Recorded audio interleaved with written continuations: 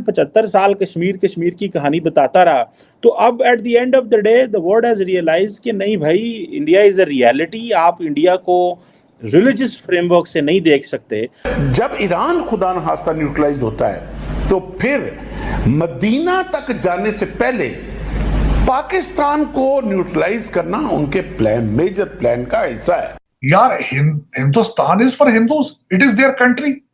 तो बिल्कुल, और उन्होंने अगर उनको पैट्रियटिज्म, उन्होंने नेशनलिज्म दिया है, you have to give them credit for that. आपको कॉपी करना चाहिए। इस वक्त गल्फ स्टेट्स में कौन है जो अपना किरदार अदा कर सकता है, क्योंकि ग्रेटर इसराइल सिर्फ ईरान तक तो महदूद नहीं रहेगा, कुछ दूसरे ममालिक भी खतरा महसूस करेंगे इसराइल से? नहीं, ज्यादातर Jordan is the main vulnerable country. Afghanistan की फौज ने पाकिस्तान की बाढ़ को उखाड़ के परे मारा है और भारी हथियारों से वहां आबादी पर निशाना बनाया जा रहा है। बहुत नुकसान हो रहा है वहां। ईरान बहाना है, निशाना है। हाफिज ट्रंप के साथ डिनर कर गया तो क्या वो फातेह बन गया? नहीं, वो सिर्फ अमेरिका के लिए जरूरत के वक्त है ना कि गधे के को भी बाप बना दिया जाता है। तो जरूरत पड़ने पर जब गधे को बाप बनाया जा सकता है तो ट्रंप तो ऐसा ही है।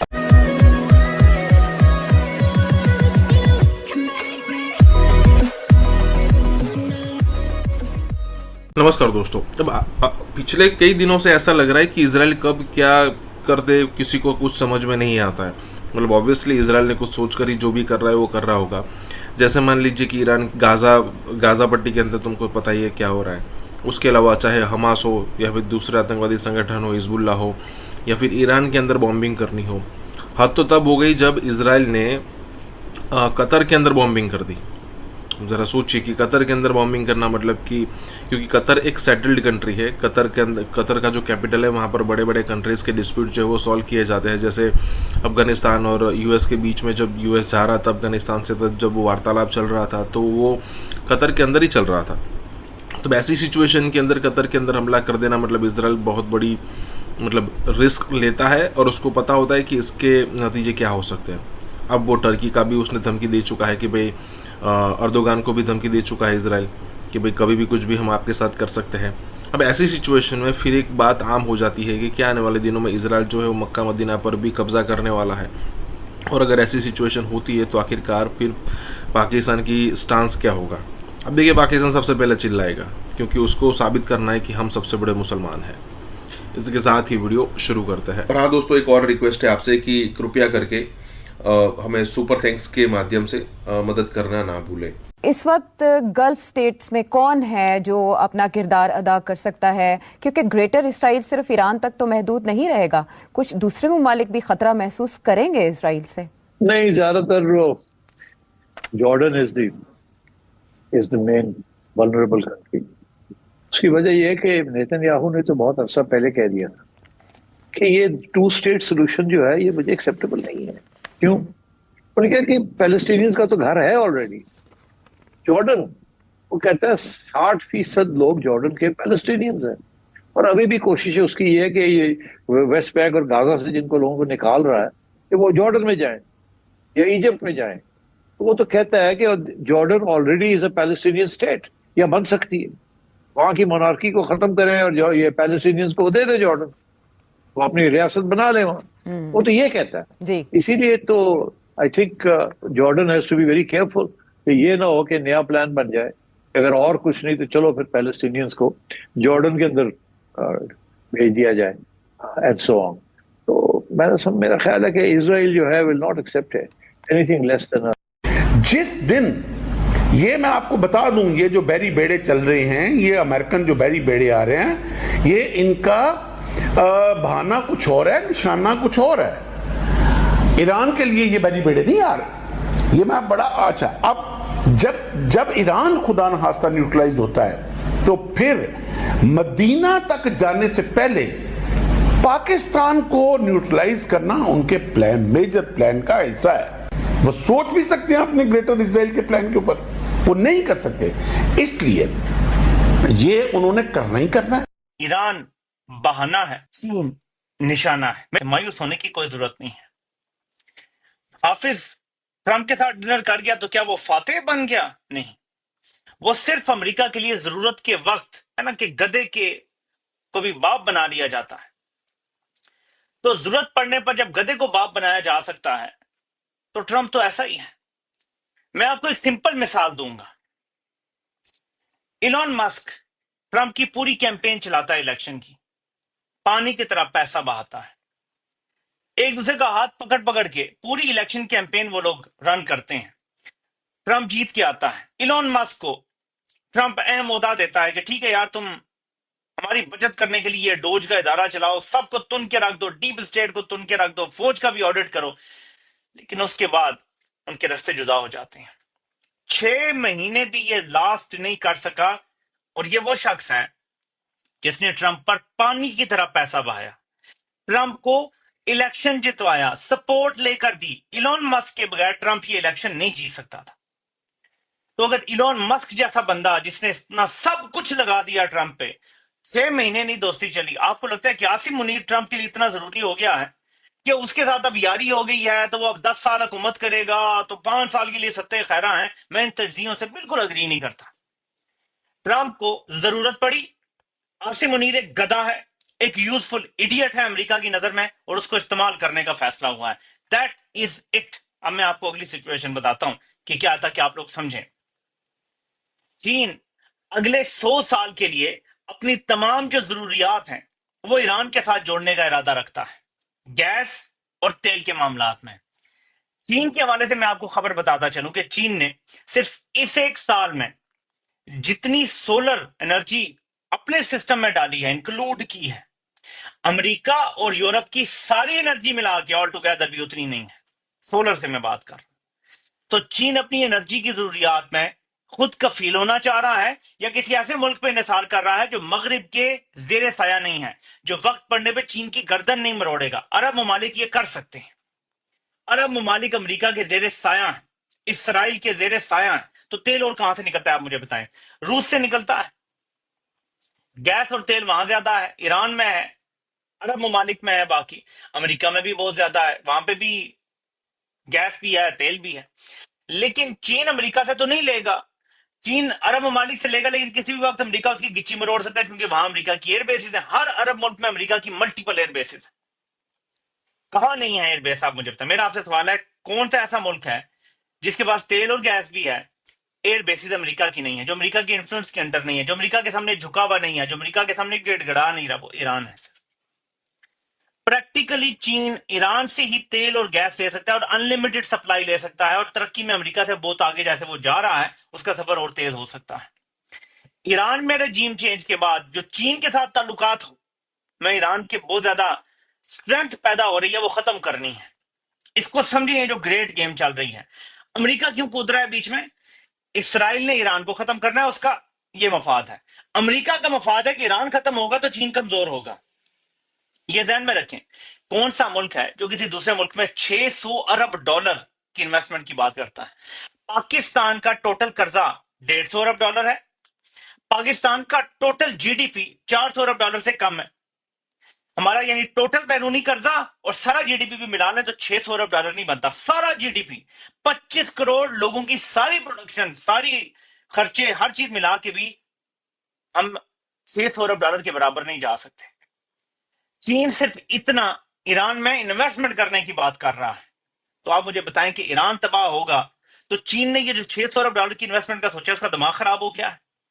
हमें उसने 60 अरब डॉलर कर्जा दिया हुआ है, इन्वेस्टमेंट कोई नहीं।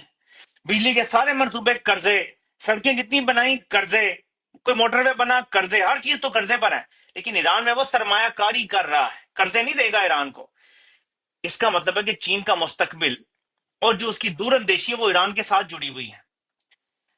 इसलिए अमेरिका चाहता है कि ईरान के अंदर अगर रजीम चेंज कर दिया जाए, ईरान के अंदर अपनी मर्जी की हुकूमत लाए। मैं आपको एक चीज दिखाना चाहता हूं ताकि आपको मजीद समझ आए कि क्या चल रहा है।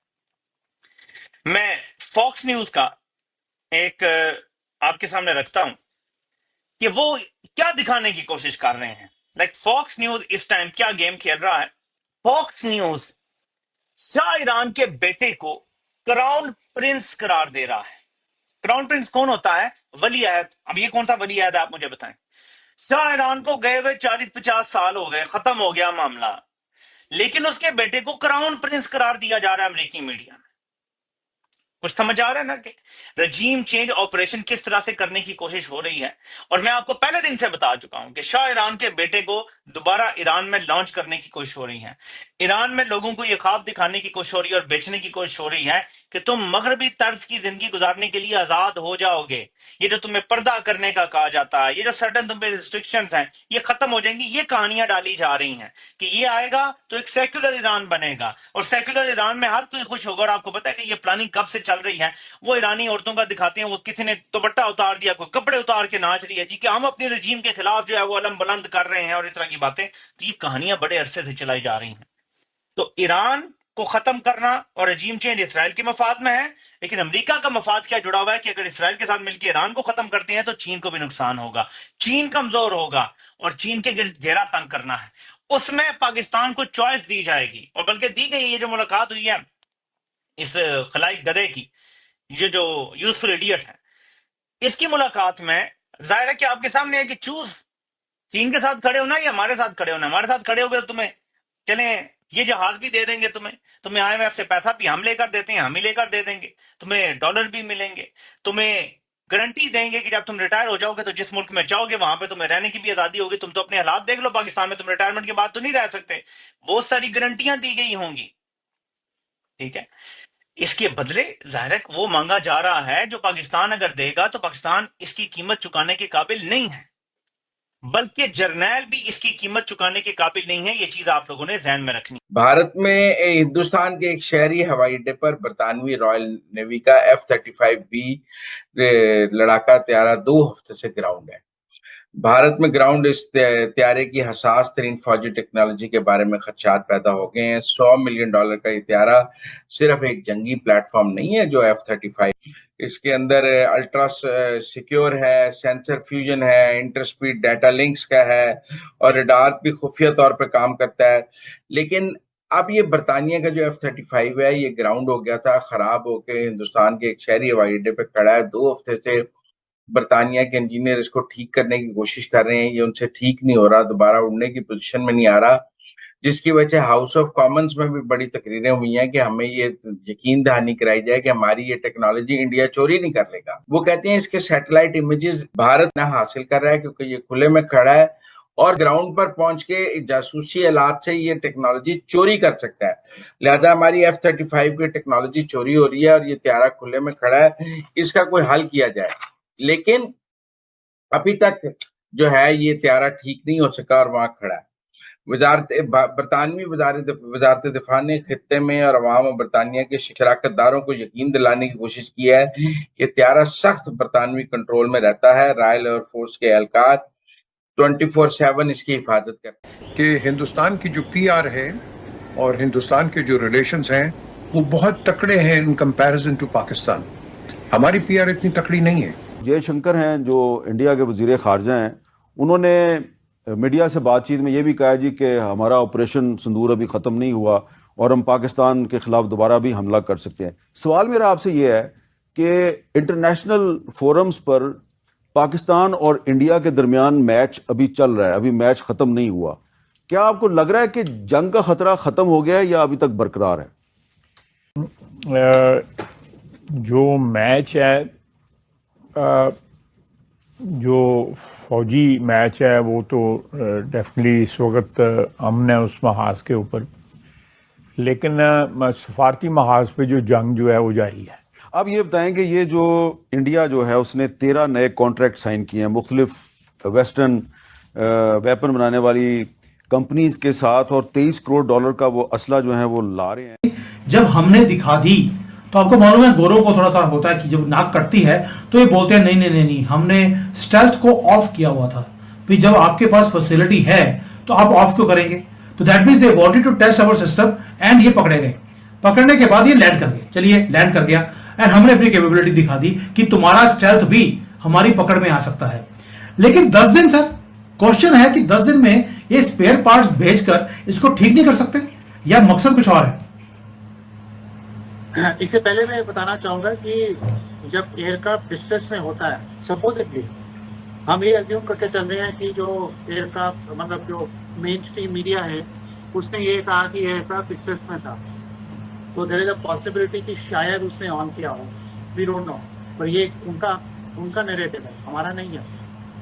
अब जब एयरक्राफ्ट लैंड कर गया, पहले तो ये बताया गया कि भी उसका हाइड्रोलिक फेलियर है, फिर ये कहा गया कि जी एयरक्राफ्ट डिस्ट्रेस में था, उसने फ्यूल डंप किया और जो भी उड़ रहा था वो उसके वो फ्यूम्स पे उड़ रहा था, मतलब it had barely enough fuel to just to land, और that also sounded very implausible because जो उसकी फोटोग्राफ्स आ रही हैं, it is landing absolutely intact, चाहे जितने भी डिस्टेंस से ली हो, एयरक्राफ्ट के ऊपर कोई विजिबल डैमेज नहीं दिखा मेरे को, मैंने उसको जूम करके भी देखा कि शायद उसमें कुछ हो सकता है कि कोई विजिबल डैमेज हो या कुछ, we don't know.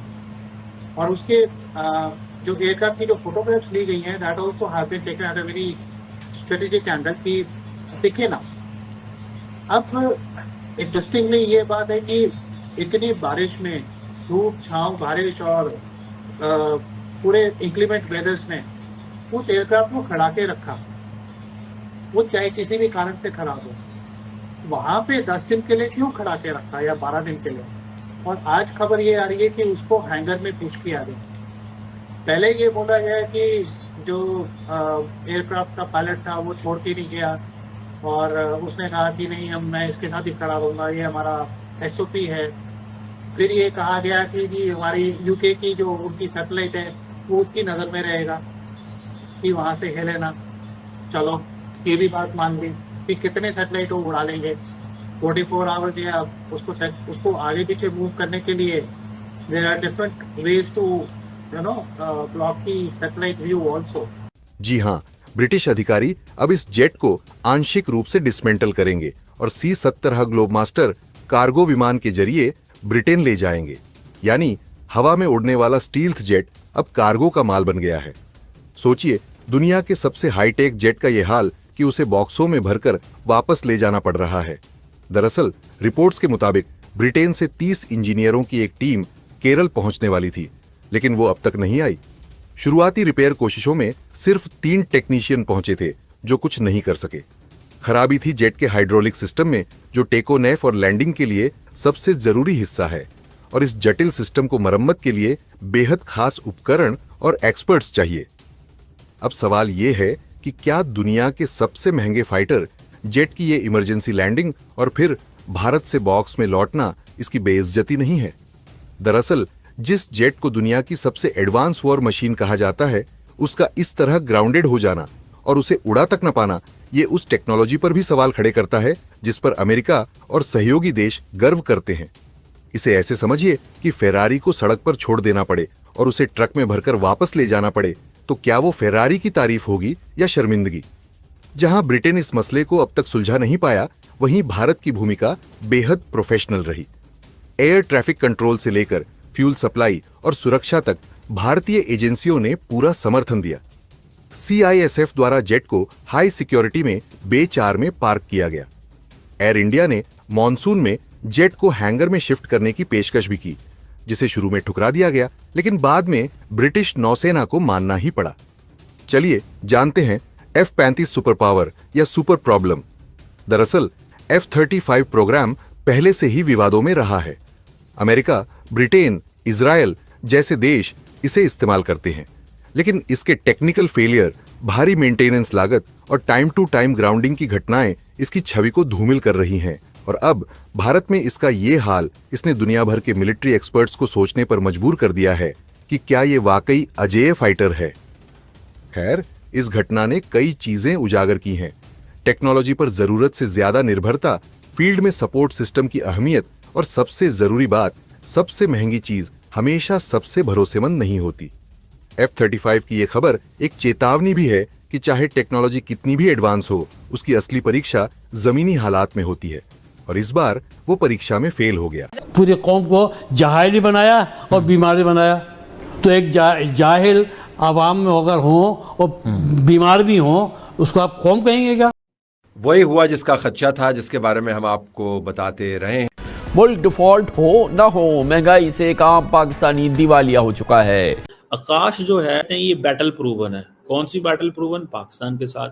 United Arab Emirates जो है, जो कि पाकिस्तान का भी बड़ा करीबी पार्टनर है, लेकिन वो भारत से जो आकाश एयर डिफेंस सिस्टम है वो ले रहा है। सतह से सतह पर हमला करने वाली nuclear capable ballistic missile Shaheen 3 दाग दी, लेकिन पाकिस्तान की एक घटिया मिसाइल हवा में ही फट गई और कई बलूची मरते मरते बचे। अवामी हल्के तो बस महंगाई महंगाई और सिर्फ महंगाई का रोना रो रहे हैं। पाकिस्तान की मुसीबतें तो अब दूर होने का नाम नहीं ले रही हैं। मतलब अब कितनी गिनाएं, अब तो ये होता है कि कितनी गिनाएं।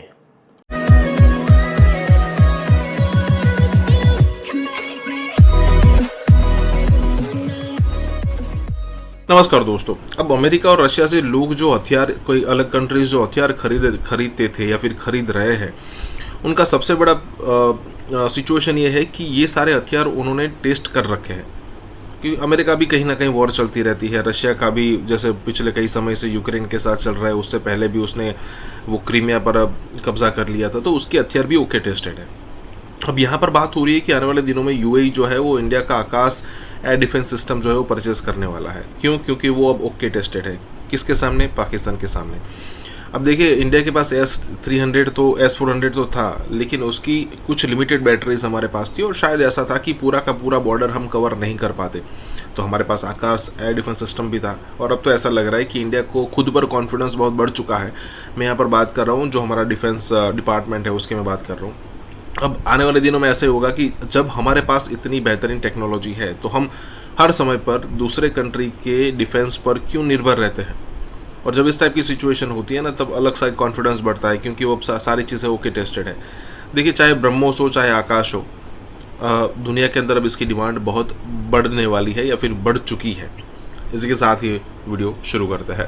और हाँ दोस्तों, एक और रिक्वेस्ट है आपसे कि कृपया करके हमें सुपर थैंक्स के माध्यम से मदद करना ना भूलें। यूनाइटेड अरब एमिरेट्स जो है, जो कि पाकिस्तान का भी बड़ा करीबी पार्टनर है, लेकिन वो भारत से जो आकाश एयर डिफेंस सिस्टम है वो ले रहा है। ये एक that's an important and big thing.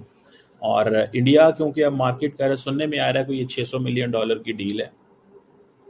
Their different इसके वो खबरें हैं इसके बारे में। और ये जो आकाश एयर डिफेंस मिसाइल सिस्टम है, ये आकाश प्राइम एक इसका वेरिएंट है जो कि अपग्रेड किया गया है। और ये medium range surface to air missile system है, जो कि इंडिया के डिपार्टमेंट ऑफ जो रिसर्च एंड डेवलपमेंट ऑर्गेनाइजेशन, जिसे DRDO बोलते हैं, उसने किया है। और कोई लंबी रेंज नहीं है इसकी, 30 किलोमीटर है इसकी सीलिंग, वो जिसे कहते हैं ना। और 60 kg का ये वॉरहेड लेके जा सकता है। और मल्टीपल टारगेट्स को कहते हैं साइमल्टेनियसली इंगेज कर सकता है। मोबाइल है फुली, और इट्स ऑन व्हील्स। अब ये जो आकाश प्राइम इन्होंने बनाया, जिसका अपग्रेड वर्जन था, ये कहा जा रहा है कि ये ज़ीरो टेम्परेचर से 4,500 मीटर की बुलंदी तक भी एल्टीट्यूड पे भी जा सकता है। और ये एक इम्प्रूव्ड जो है ना वर्जन है। और ख़ास तौर पे इसकी इन्होंने इंडियन आर्मी एयर फोर्स जो है वो इसके ऊपर काफ़ी इन्होंने काम किया है। पाकिस्तान की मुसीबतें तो अब दूर होने का नाम नहीं ले रही हैं। मतलब अब कितनी गिनाएं, अब तो ये होता है कि कितनी गिनाएं। और मज़े की बात यह है कि पाकिस्तान वाले वहाँ बैठ के भारत के प्रति चिंता कर रहे हैं। खुद FATF में ग्रे लिस्ट में आने की बिल्कुल पूरी संभावना बन गई। और वो कब से बन गई है? जब से कि TRF को ब्लैक लिस्ट किया गया, तब से खुद तो उनकी ग्रे लिस्ट में आने की संभावना बन गई है। लेकिन पाकिस्तान वाले अमेरिका को कह रहे हैं कि भाई देखो, भारत से ट्रेड डील मत करना। अरे भारत खुद ही ट्रेड डील जो है वह आसानी से नहीं कर रहा है। अमेरिका जो है वो रगड़ रगड़ के एड़ियाँ तंग हो गया। भारत का जो डेलीगेशन था वो वहाँ जाके और बातचीत करके वापस आ गया। उनका ना भाई, तुम्हारे टर्म्स में नहीं होगा, साफ सुन लो, एग्रीकल्चर मार्केट में एंट्री नहीं देंगे। अच्छा, मज़े की बात यह है कि जो पाकिस्तान के जो एग्रीकल्चर मार्केट वाले जो स्पेशलिस्ट हैं ना, वो चुपके भारत को कह रहे हैं कि भैया तुम देखो तैयार मत हो जाना, क्योंकि तुम तैयार हो गए तो हमारे वाले तो पैंट खोल के पहले ही से ही खड़े हुए। लेकिन इनकी मुसीबतें यहीं तक रहती तो कम थी। अब इनके दो तरह की मुसीबतें हैं भाई। देखिए, एक तो पश्चिम से भयंकर समस्या आ गई है। समस्या ये आ गई है कि जिस चीज़ को हम अभी थोड़ा बहुत कहते थे, अब वो स्थिति हो गई है कि पूरा का पूरा पख्तूनख्वा कट गया है। पहले भी मैं आपको बता चुका हूँ। 2-3 चीज़ें इसको जो है वो लिंक करके देखिए। कितने मर रहे हैं, रोज़ मर रहे हैं। अभी कलात में 20 मारे गए कल परसों में। उसके अलावा आपके ये साउथ वज़ीरिस्तान में, वहाँ भी कोई 25-26 मारे गए। टोटल बता रहे हैं कि भाई कोई 48 मौतें हो चुकी हैं जवानों की, ऑफिसर्स की। ये कुछ ही दिनों में। इसके पहले, उसके 2 दिन पहले आपका ड्रोन अटैक कर दिया था। टीटीपी ने ड्रोन अटैक में ब्रिगेडियर साहब को मार दिया बन्नू शहर में, बन्नू कैंट में। पाकिस्तानी सेना ने पंजाब प्रांत के डेरा गाजी खान से शाहीन 3 मिसाइल का टेस्ट लॉन्च किया, लेकिन ये मिसाइल रास्ते में ही बेकाबू हो गई और बलूचिस्तान के डेरा बुगती इलाके में जा गिरी। ये हादसा न सिर्फ पाकिस्तान की तकनीकी कमजोरी दिखाता है, बल्कि इसने बलूचिस्तान के लोगों की सुरक्षा को भी खतरे में डाल दिया थी। इस बार भी पाकिस्तानी सेना ने अपने पंजाब प्रांत से बलूचिस्तान की तरफ सतह से सतह पर हमला करने वाली nuclear capable ballistic missile Shaheen 3 दाग दी, लेकिन पाकिस्तान की एक घटिया मिसाइल हवा में ही फट गई और कई बलूची मरते मरते बचे। और उन्होंने इसको लद्दाख रीजन के अंदर भी इस्तेमाल किया, जिसमें वो कहते हैं कि जनाब हमने जो एरियल जो होते हैं ना टारगेट्स, वो हमने हिट किए। एरियल टारगेट्स जो हैं वो हमने हिट किए। और ये एक इन्होंने, this is something they mention, और ये यूएई खरीद रहा है बस। This is what Indians are saying. And Indians ये कह रहे हैं जनाब कि हाई लेवल पे डिस्कशन जो हैं वो आकाश प्राइम जो है वो, क्योंकि हमने ऑपरेशन सिंदूर में इस्तेमाल किया है। अच्छा, इसमें 2 वर्जन है। एक वर्जन ये है कि इंडिया ने फ़ौरन ये कहना शुरू कर दिया हमारा ब्राह्मोस दुनिया में 14-15 ममालिक खरीद रहे हैं, आकाश हमारा खरीदा जा रहा है। So that is to give a message कि जनाब हमारा ऑपरेशन सिंदूर इतना कामयाब था कि दुनिया हमसे वेपन्स खरीद रही है। So this is a marketing strategy the Indian government ये कर रही है, इंडिया की जो गवर्नमेंट है वो कर रही है, ख़ास तौर पर चीटिंग है। और ये टू गिव मैसेज है कि जनाब हम तो देखें जनाब ज़बरदस्त किस्म के लोग हैं, हमने तो कमाल काम किया है, हमारे तो ऑपरेशन सिंदूर ही इतना कामयाब था कि बहुत सारा असला बिक गया। ये एक मार्केट स्ट्रैटेजी है, ठीक है। बहुत सारे मुल्कों को बहुत कुछ ऑलरेडी ऑफर कर रहे हैं। जैसे मैंने बताया कि छोटे मुल्कों को तो वो फोर्स भी कर लेते हैं। बांग्लादेश को हसीना वाजिद के दौर में फोर्स भी कर लिया जाता था कि आप ये हेलीकॉप्टर खरीद लें, ये हमसे फलां चीज़ खरीद लें, ये हमसे फलां चीज़ खरीद लें, हम आपको इतनी डिफेंस क्रेडिट लाइन देते हैं। सो इंडिया बेसिकली वो अपना काम कर रहा है। इंडिया देखें यूएई के को patriot and 3rd air defence system की एक्सेस हासिल है, ठीक है जी। आकाश जो है वो इज एन इम्पॉर्टेंट, ठीक है जी, वो इंडियंस कहते हैं कॉस्ट कॉम्पिटिटिव है as compare to 3rd and Patriot. Indians कहते हैं ये बैटल प्रूवन है। कौन सी बैटल प्रूवन? पाकिस्तान के साथ, ठीक है जी। और यूएई जो है उसने ये इंटरेस्ट अपना दिखाया है कि वो, और यूएई अगर ले लेता है तो फिर बाकी ममालिक भी इसको खरीदेंगे, सऊदीज भी, कतरीज भी। तो इंडियंस को ये समझ आ गई है कि यार ये अरबों को बेचो, ये इनकी इनसिक्योरिटी का फ़ायदा उठाओ, अरबों की इनसिक्योरिटी का फ़ायदा उठाओ, उनको ये सारा कुछ बेचो, वी कैन सेल देम, इनको ये बेचा जा सकता है, ठीक है। And they will not hesitate to buy this, वो कोई हेजिटेट नहीं करेंगे इसको खरीदने में। ठीक है, हम ले रहे हैं, लेंगे, हम क्यों नहीं लेंगे, हमें लेना चाहिए। सो मुझे ऐसे लगता है कि ये एक दैट्स समथिंग वेरी सिग्निफिकेंट। मुल्क के हालात बहुत ज़्यादा संगीन हो गए हैं, मुल्क के हालात बहुत संगीन हो गए। ये बताएं आगे क्या होने वाला है। इजराइल का एक इत्तेहादी इंडिया जो है वो जनूबी एशिया में भी एक नई जंग छेड़ने के लिए तैयारियों में मसरूफ है। यार मेरी क्लिपें नहीं चलाया करो, हमारे घर की बात है, आप लोगों के लिए क्लिप नहीं बन रही। आप लोगों के पास है ना कपिल शर्मा, आपके पास है अर्नब गोस्वामी, आप उसकी क्लिप चलाओ। इंडिया और पाकिस्तान की जो मईशत जो फ़र्क है, that may have an important influence on the decision that Pakistan takes. मुल्क को आपने एक ड्रामा बना दिया है इंटरनेशनली। आप बोलते हो मुल्क के अंदर सरमायाकारी आए, मुल्क में लोग पैसे लगाएं, टूरिस्ट आए हैं, पिच कर सकता है, अपने प्रोडक्ट्स को पिच कर सकता है, then the orders can go, is expected to go up to 3 lakh crore.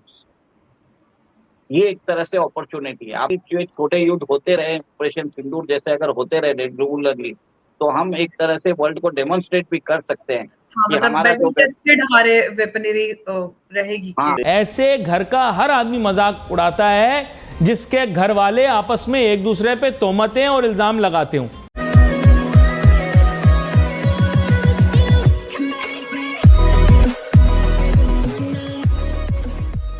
नमस्कार दोस्तों, अब ये जो ऑपरेशन सिंदूर हुआ था इंडिया और पाकिस्तान के बीच में, और इंडिया ने जो यहाँ पर मतलब कि 23 या 26 मिसाइलें बरसाई थी, और उसके बाद जो 3-4 दिन जो चला है हम सबको पता है।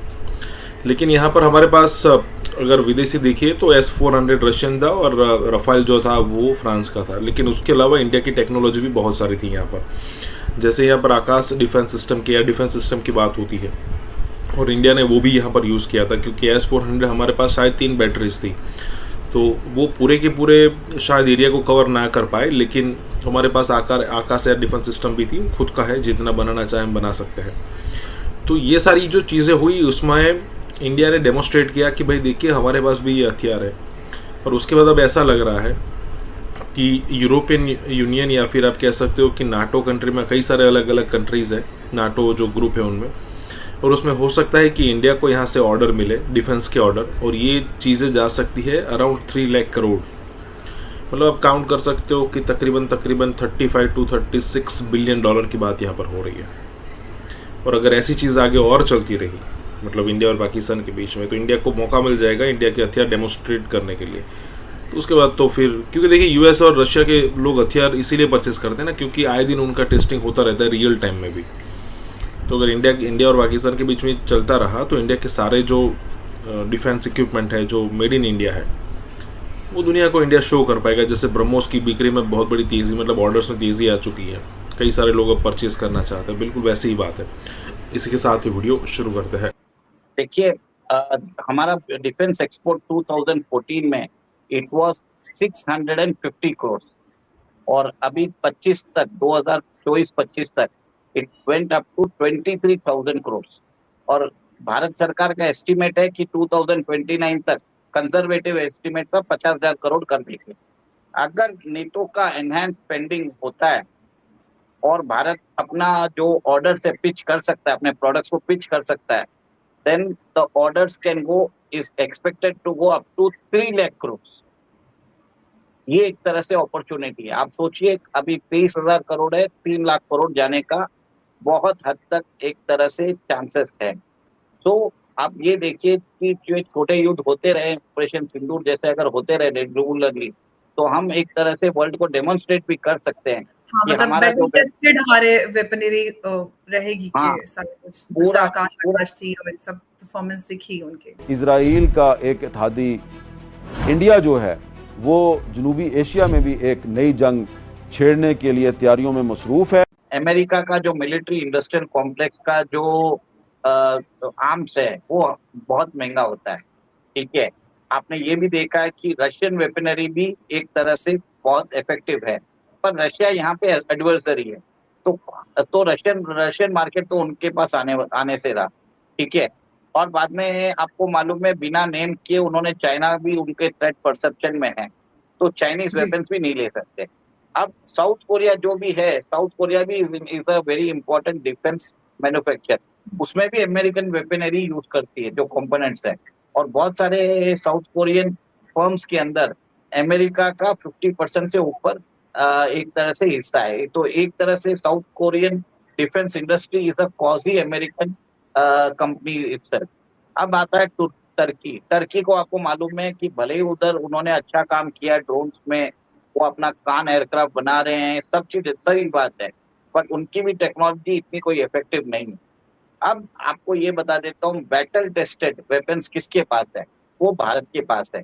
और आपने देखा कि ऑपरेशन सिंदूर में किस तरह से हमारे जो मिसाइल डिफेंस सिस्टम्स ने टर्किश एंड चाइनीज ड्रोन को न्यूट्रलाइज किया। एक तरह से आप सोच लीजिए वो उनका जो जैमिंग, उनके जो ड्रोन्स है उनको जैम कर दिया था, तो ऑटोमेटिकली वो हवा से धरती पे गिर गए, मतलब इंटरसेप्टिंग कर दिया था कम्युनिकेशन। तो जिस तरह से वहां पे पाकिस्तान से जो कम्युनिकेशन हो रही थी उसको स्पूफिंग और जैमिंग करके वो एक तरह से उनको मालूम ही नहीं पड़ रहा था क्या करना। तब जब उनको कम्युनिकेशन नहीं मिल रहा था तो ड्रोन्स ऑटोमेटिकली न्यूट्रलाइज होके नीचे गिर गए थे। तो ऐसा काम किया था भारत के मिसाइल डिफेंस सिस्टम्स ने, जो आकाश है। और आपने ये भी देख लिया कि हमारा जो Pinaka multi barrel rocket launching system है उसके अंदर भी बहुत सारे इंप्रूवमेंट्स हमने कर लिए हैं। इंडिया और पाकिस्तान की जो मईशत जो फ़र्क है, that may have an important influence on the decision that Pakistan takes. ठीक है, और हमारा जो ब्रह्मोस है उसके ऊपर तो हमारी आर्मी ने नहीं बोला है, पर विश्व भर में बात हो रही है कि हमारे ब्रह्मोस ने पाकिस्तान के नूर खान एयरबेस के पास जो किनारा हिल्स है उसकी एंट्री और एग्जिट और उसके जो वेंटिलेशन सिस्टम में एक तरह से एक एक्सप्लोजन करके उसको अनयूजेबल कर दिया था। यहाँ तक बात हो रही थी कि वहां पे रेडिएशन देखा गया और इजिप्ट से बोरॉन आइसोटोप्स मंगाए गए थे और उसको एक तरह से उसमें कंक्रीट डाल के उसको बंद कर दिया गया। तो ये सब चीजें तो आज भारत की शान देखिए, आकाश मिसाइल डिफेंस सिस्टम है, Pinaka multi barrel rocket launching system है, और हमारा अगर सचिन तेंदुलकर या विराट कोहली है वो तो ब्रह्मोस है, उसने अपनी जो उपयोगिता है वो ऑपरेशन सिंदूर में दिखा दी है। और आपने ये भी देखा कि हमने अभी तक अपनी सारी वेपनरी दिखाई नहीं है। हमने तो ऑपरेशन सिंदूर के टाइम पे हमने काली वेपन भी यूज किया था। जो काली है वो डायरेक्टेड एनर्जी वेपन है, जो प्लेन सिंपल भाषा में बोलते हैं लेजर वेपन, जिसमें आपने देखा कि हमने बीम छोड़ के एक तरह से वहां पे भी हमने जो दुश्मन के जो वेपन सिस्टम्स है, जो यूएवीज है, उसको न्यूट्रलाइज किया था। और भारत, अभी आपको ये भी मालूम है कि हमारा एक स्टार्टअप ने गलवान पे एक तरह से ऑटोनोमस जो राइफल वेपन सिस्टम है कटाना, वो भी इंस्टॉल कर दिया है। तो भारत अपना जो बोलते हैं वेपन सिस्टम्स में डेवलपमेंट करता जा रहा है बैटल। और आपको ये भी मालूम है कि कैसे हम अभी अपनी अग्नि 5 को मिसाइल्स है उसकी रेंज घटा के उसके अंदर पेलोड कैपेसिटी बढ़ा रहे हैं, ताकि भारत के पास बंकर बस्टर मिसाइल आ सके। अमेरिका के पास बॉम्ब है, हमारे पास मिसाइल है।